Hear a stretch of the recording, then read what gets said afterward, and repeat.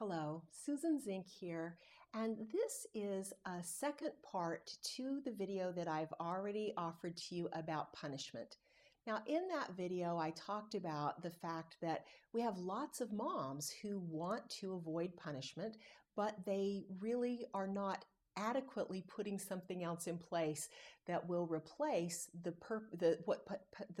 purpose that punishment served in their own upbringing and in the upbringing of children whose parents still are working from that model.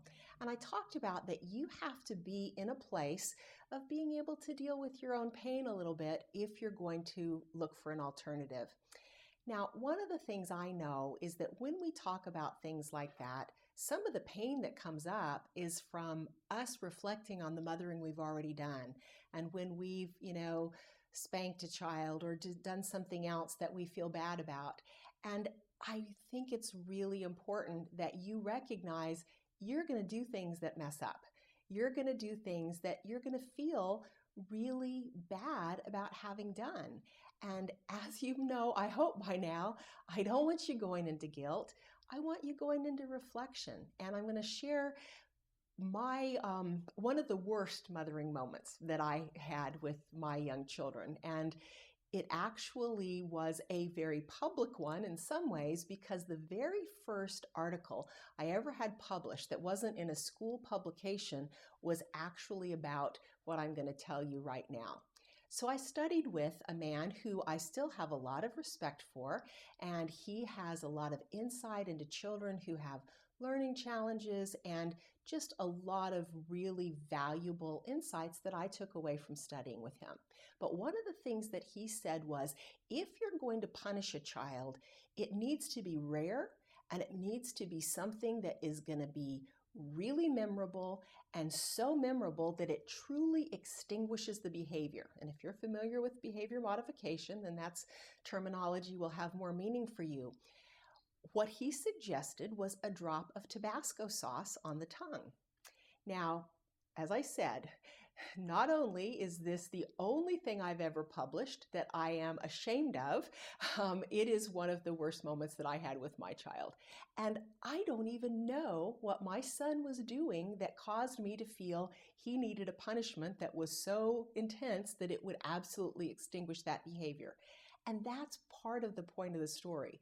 I don't even know what the problem was, but I did that. And it is something that he and I fortunately joke about today, but is one of the things I absolutely feel worst about in my whole time of mothering, because it was awful. It was a terrible thing, and it may very well have extinguished that behavior, but who cares? It was such a terrible thing to put in place of it that it didn't make sense.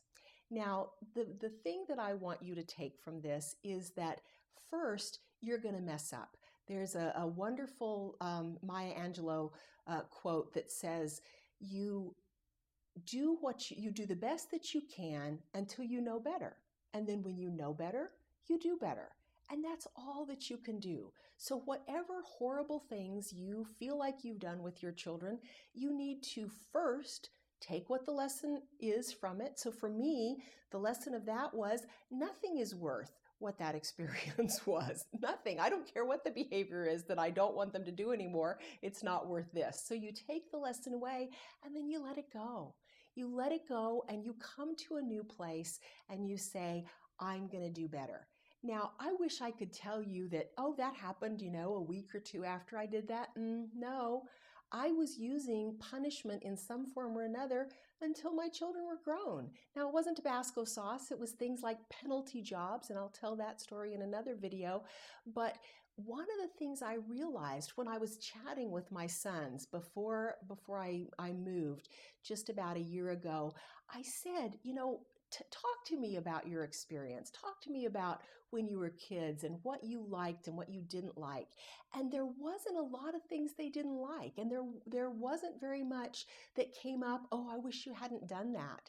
And I realized that even though I was still using punishment and things I would never use today with my grandchildren or suggest that you use, I was steadily improving.